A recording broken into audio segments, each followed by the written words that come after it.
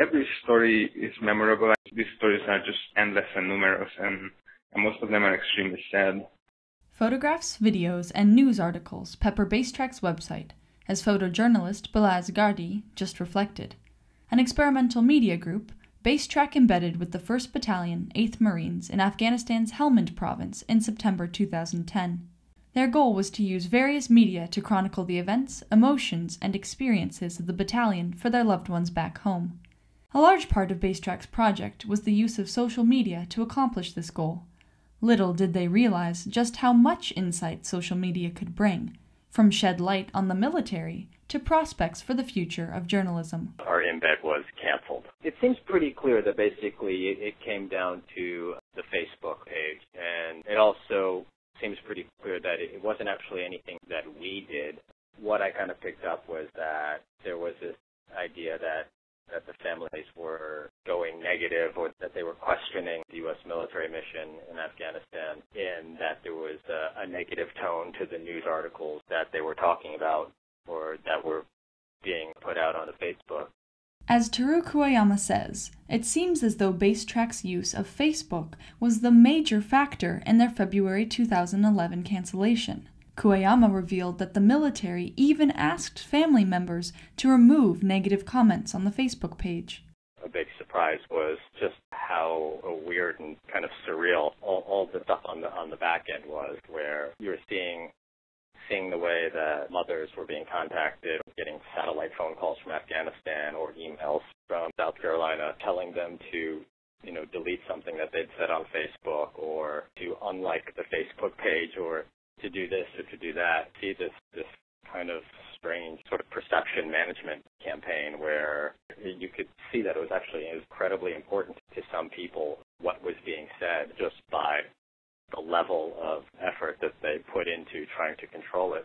In an article on Wired.com in March, Major Justin J. Ansell, the executive officer who originally invited Kuwayama to embed with 1-8, admitted to emailing several family members to remove comments, usually on the basis that the posts were on what he called sensitive issues. The comments were often reporting negative results from combat and questioning the conflict in Afghanistan. As Wired reported, Major Ansell and the battalion commander, Lieutenant Colonel Dan Canfield, were pressured by officials in the Office of the Secretary of Defense, the Marine attachment to U.S. Central Command, and Central Command headquarters to shut down the Facebook page. Ansell asked Kuwayama to remove the Facebook page in January, and Kuwayama's refusal to do so eventually led to the cancellation of Basetrack's embeds. War News Radio attempted to contact Major Ansell and other officers involved, but received no reply. Despite the frustration of the cancellation, Kuwayama found the military's response to social media to be very enlightening. Even this whole process of getting the canceled embed, it was fascinating in a way, and I think it was a really interesting window into the dynamics of these questions that the military is kind of grappling with. How do you deal with Facebook, or how do you control the flow of information, or should you? Kuwayama says the Basetrack project raised many more questions for the military. How is operational security defined, and can you actually regulate the things that your Marines say or express on the internet? And, bigger question, can you control the things that their family members say? And probably bigger question, should you even try? We did this project at this time where the Marine Corps, at least, was just opening the door to social media, and you can see clearly in this example that the door is not all the way open. Though the Marine Corps' response to Facebook could be seen by some as discouraging, Kuwayama called it growing pains, explaining social media as a transition in communication we all, not just the military, have to get used to. Meanwhile, because of the embed cancellation, the members of Basetrack had to leave 1-8 and Helmand province. Two of their photojournalists, Balazs Gardi of Hungary and Omar Mullik of London, decided to travel in Afghanistan. Gardi was in Kandahar and then in Kabul, and ended up on a new mission for Basetrack. In Kabul, I started visiting refugees, particularly looking for refugees who came from the area where this Marine battalion is operating. Instead of showing our audience the life of U.S.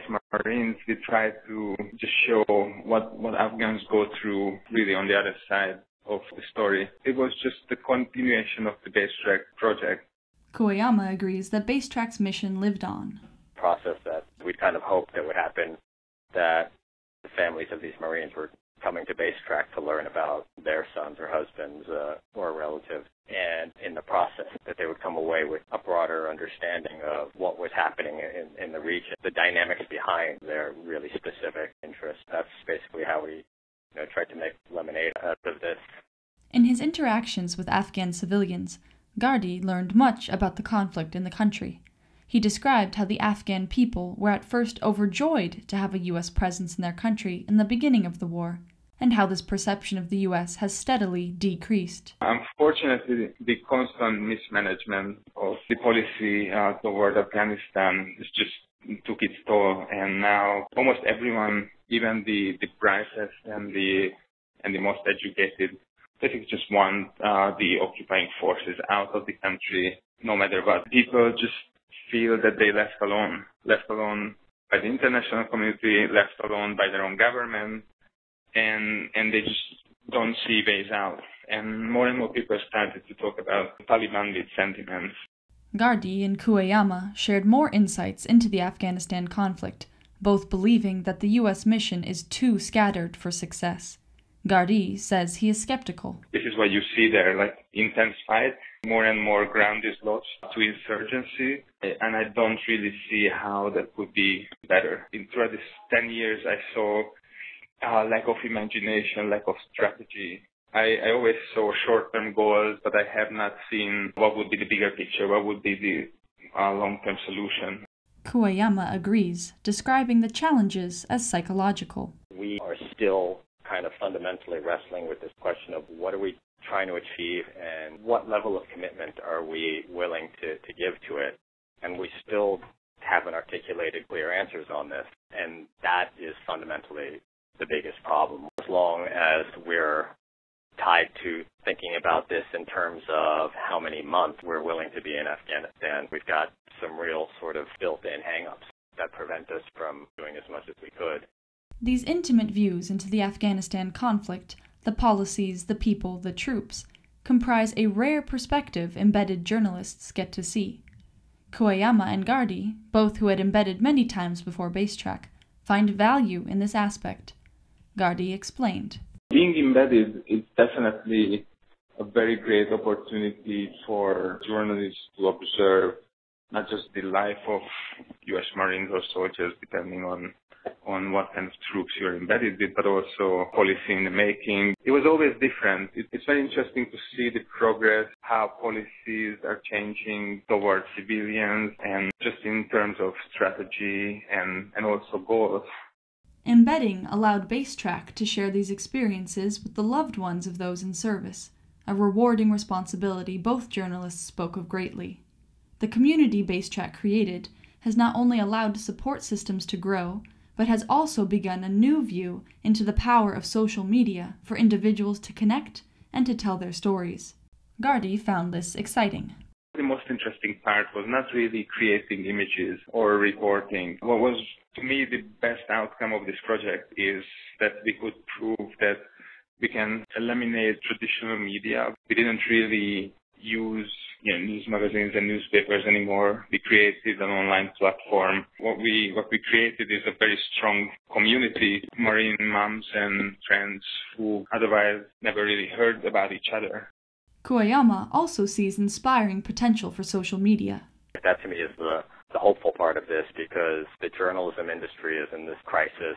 And I don't think it's actually that bleak, because the future ultimately comes down to people being enabled or empowered to tell their own stories and to be journalists themselves. He believes that online forums can help to begin such storytelling, and that Basetrack can be a great model for this. That's basically where we are now with the project. Our piece of it, this part about following the Marines, is basically over, but what we're really focused on now is the actual system and figuring out what we can give to other people to do their reporting projects so that they can similarly tell their own stories and do their own projects. So that's ultimately the future. Not what we did with it, but what everyone else will do with it.